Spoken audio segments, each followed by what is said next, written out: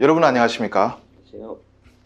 예, 오늘 시간에는 역시 김건능 목사님을 모시고 세 번째로 이야기 나누도록 하겠는데, 첫 번째는 이제 길림 감옥 탈북민 탈옥 사건을 계기로 해가지고 감옥 삶에 대해서 들어봤고, 두 번째는 정말 드라마틱한 기적의 구출에 대한 이야기 들어봤는데, 세 번째는 왜 우리 김 목사님이 감옥에 가게 되는지, 그리고 왜 제가 이분을 존경하고 탈북민 사회의 쉰들러라고 얘기할 수밖에 없는지를 말씀드리도록 하겠습니다. 어쩌면 한국에 온 24,000명의 탈북민들이 다 이분한테 빚을 졌다고 볼 수도 있을 겁니다. 자, 이야기 시작을 어디서부터 제가 하고 싶냐면요. 크로싱이라는 영화가 있죠. 예. 차인표 주인공의 어린 아들 철민이가, 9살 철민이가 몽골 사막을 헤매다가 탈진해서 숨진 사건이 있습니다. 이건 실제 있은 사건인데, 그 철민이를 데리고 몽골 사막을 넘으려다가 인솔하고 했던 그분이 이제 김 목사님이십니다. 그때 이야기 좀 자세히 해주시죠. 2001년 7월이었습니다. 정확하게 7월 5일이었는데 그때 우리가 모두 7명이 사막을 넘어서 대한민국으로 오기 위해서 출발을 한 거죠.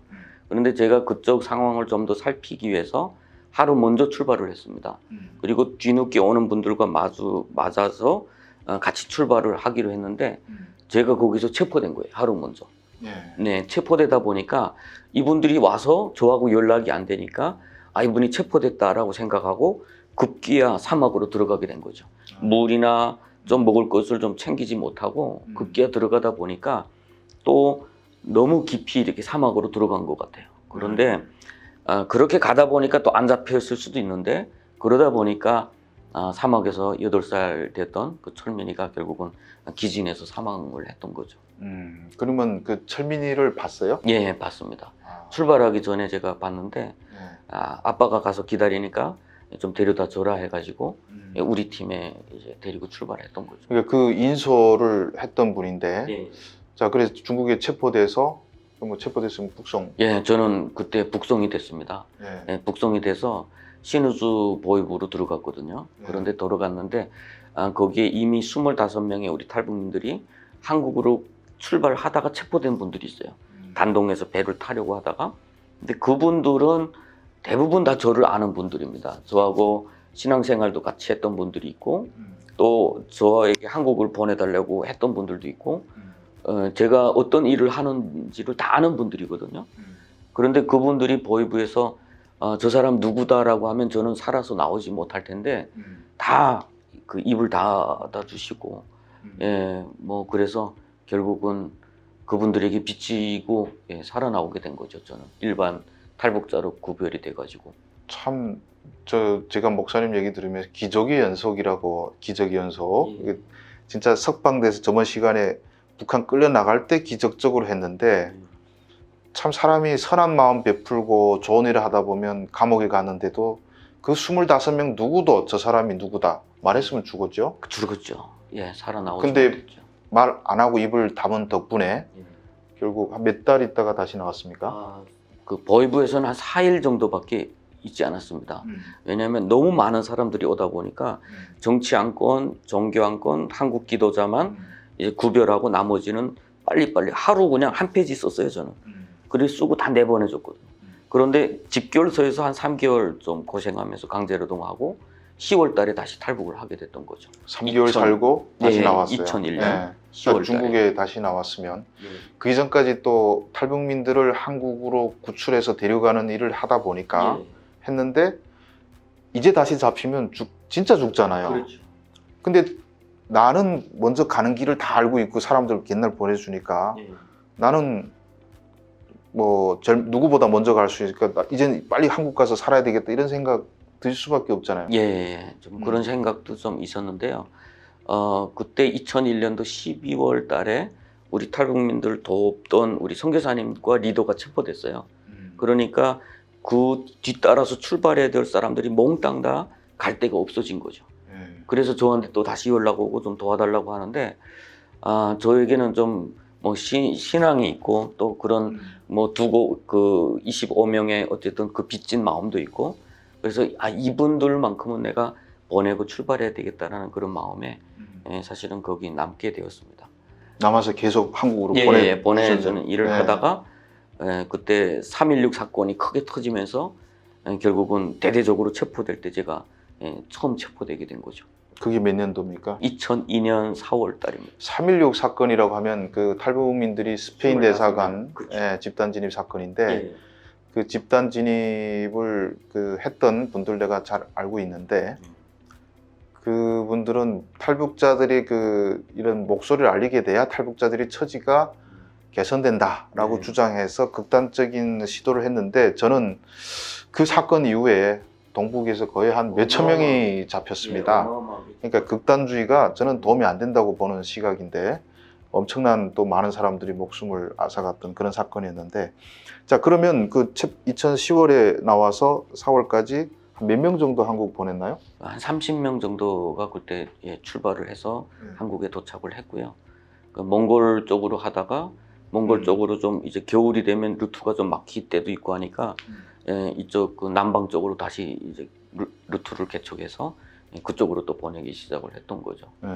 그러면 잡혔을 때도 데려가다가 도중에서 몇 번째 사람들을 팀을 봤다가 데려가다가 잡혔나요? 지금 두 번째 팀이 넘어가고 마지막 세 번째 팀이 오면서 체포된 거죠. 그러니까 이게 저 같으면요, 뭐 나 이제 잡히면 죽는다 하면 저부터도 제가 길을 다 안내주는 사람이니까 저부터 한국 와서 국적 따고 한국 국민으로 들어가서 그런 일을 하겠어요. 근데 그것도 마다하고 자기가 위험한 순간에도 남을 위해서 계속 보내다가 체포됐는데 이거 여러분들이 오해할 수 있는데 요즘에도 탈북민들이 오는데 그 브로커가 있잖아요. 돈 받고 해요. 이분들은 돈 안 받고 진짜 진심으로 탈북민들이 옛날에 보내주던 분들은 그랬어요. 그리고 제가 탈북민 사회가 이분한테 빚졌다고 말씀드리는 거는 몽골행 루트를 최초로 개척하신 분 중에 한 명이죠. 많이 있을 겁니다. 그리고 과찬이시고 우리 선교사님들이 좀 여기저기에서 이렇게 개척을 할 때 저희들도 조금 더 안전하게 좀 많은 루트를 보내기 위해서 뭐 흑령강이나 길림이나 여러 가지로 이렇게 루트도 개척을 하고 이렇게 몽골로 했었습니다. 최초로 보낸 게 언제입니까? 2001년 3월 달이었습니다. 근데 저도 그때 탈북에 중국에 있을 때인데 그때는 한국으로 오는 길이 아무것도 없어요.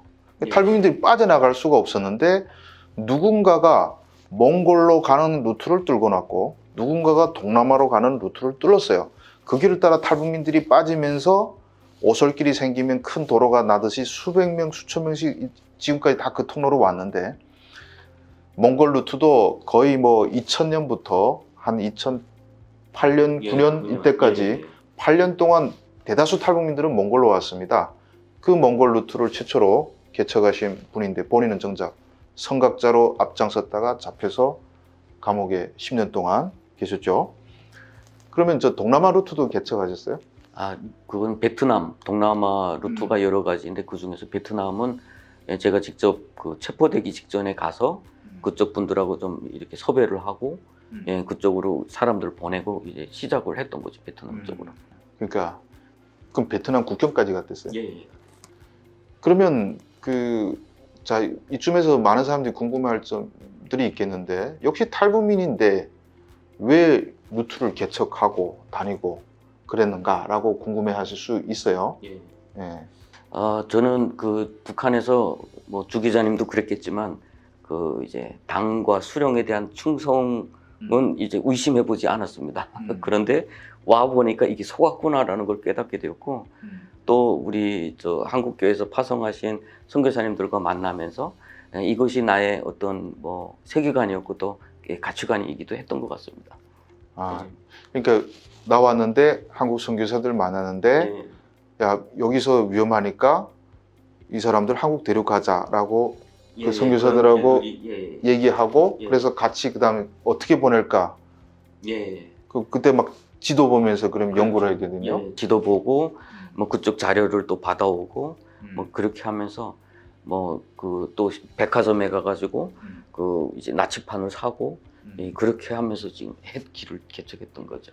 우리 김 목사님이 개척하신 길 따라 몽골로 아마 10,000명은 넘게 왔을 것이고 동남아는 최초로 베트남 넘어가다가 그게 또 2006년도에 막히면서 지금은 태국 쪽으로 이렇게 우회하게 됐는데 어쨌든 그 탈북민 34,000명이 흘러온 그 루트의 개척자였고 그러다가 결국 또 잡혔다는 거죠. 예? 예, 그러다가 체포돼서 그 3.16 사건하고 같이 연관이 되다 보니까 그 좀 크게 이제 뭐 떠들었죠. 예, 떠들었는데 대부분 뭐 그 연변에서는 검찰이나 이런 분들이 와서 제 서류를 다 보면서 너는 가면 죽겠는데 여기서 좀 많이 살면 좋겠네. 뭐 그렇게 이야기를 했어요. 그래서 여기 검찰들도 감동한 거죠. 자기가 살 수 있는 길들이 여러 개 있었는데 자기 먼저 가서 한국 국적 따고 와도 되는데 남을 살리겠다고 끝까지 남아하다가 잡히니까 그 사람들도 양심이 있으니까 또 불쌍하니까 너 10년 가서 살아라 이렇게 한 거잖아요. 그러니까 지금 그래서 10년 내려온지는 모르겠지만 그런 좋은 말은 저에게 좀 많이 해줬습니다. 그래서 오늘 뭐 방송의 의미는 이 많은 분 탈북민들도 이 방송 보고 계시는데 여러분들 각자가 올 때마다 각자의 사연들이 다 있을 거예요. 그 열대 숲을 헤치고 온 사람도 있을 것이고 몽골의 고비 사막을 헤치고 오신 분들도 있겠는데 그 길의 맨 앞에 우리 김건능 목사님이 서서 개척하다가 체포돼서 본인은 10년 동안 감옥에 있고 기적적으로 살아서 한국에 왔는데 그렇죠. 지금 뭐 하고 계십니까? 예, 저는 뭐 좀 전에도 이야기했지만 그 속았구나, 저 땅에서 속았구나라고 생각을 하면서 엄청 갈급한 것이 있었어요. 그러다가 제가 신앙을 받아들이고 지금 뭐 그때부터 어쨌든 지금까지 그 길로 와서 지금은 목회자가 돼서 인천에서 지금 우리 탈북민 목회를 지금 하고 있습니다. 교회 이름이 뭡니까? 인천 한나라 운해교회라고 하고요. 교민들은 뭐 다 탈북민들인가요? 예, 대부분 그렇습니다만 우리 또 한국의 분들도 오셔서 같이 하고 있습니다. 신자는 한 몇 명 정도 됩니까? 성인이 한 35명 정도, 아이들이 한 15명 정도 돼서 한 50명 작은 교회입니다. 작은 교회인데 예. 코로나 때문에 또 요즘 또 못 모이지 않았어요? 예, 좀 어려움을 좀 겪었죠.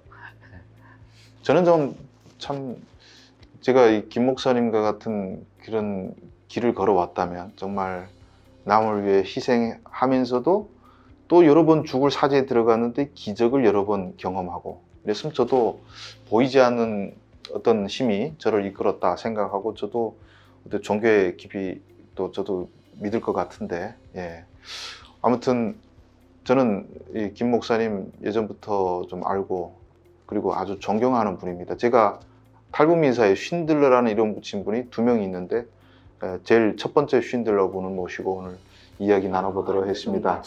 앞으로 늘 복된 삶과 그리고 기적의 삶이 계속 이어지기를 진심으로 바랍니다. 감사합니다. 시청자 여러분, 긴 시간 동안 들어주셔서 진심으로 감사드립니다.